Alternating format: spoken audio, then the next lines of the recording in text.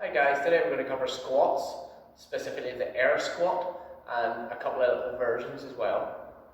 So the traditional air squat is your feet will be hip width apart and they'll be pointing forward, so this is what we call a nice neutral stance.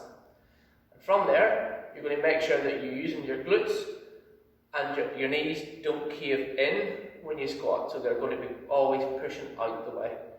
So you're going to squat down, nice neutral back, as low as you can. Now at the bottom, people sometimes get a butt wink. So we'll go from that to that.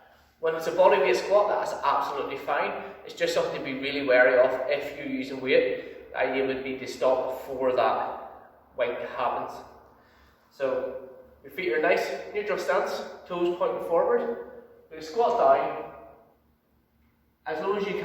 Now you can use your hands to balance like this, so you can have them in here or here, but I wouldn't recommend bracing them against your knees or pushing up off them or anything like that, because you can send your knees into a pattern that it might not be happy with.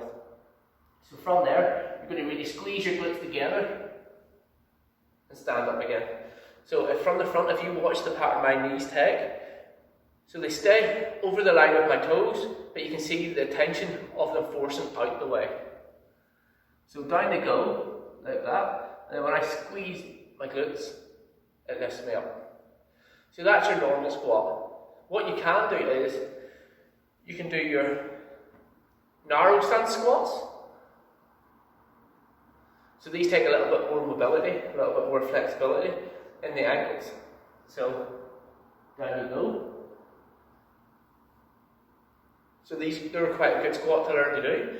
You can also do horse stance or wide squats. Again, really engage the glutes on these ones. Try not to lean forward on these ones. So you want to be up and down in this plane of motion as if there's two panes of glass, one in front and one behind. So, like that. So if you're squatting like this, you've got a mobility problem that you'll need to address somewhere down the line. So you want to squat like that. And also, you can get into jump squats.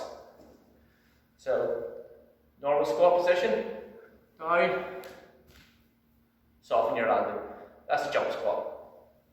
So up, if you're landing, so if you do a jump squat and your feet have moved from where you started, or they're going tiny, or they're going super wide, that's actually something you might need to get somebody to look into.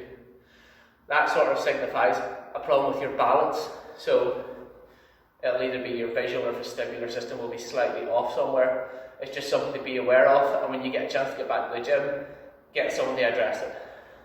So play around with those squats. There's hundreds of variations of different squats that you can do. You can do sissy squats, things like that as well, and they get a little bit more advanced.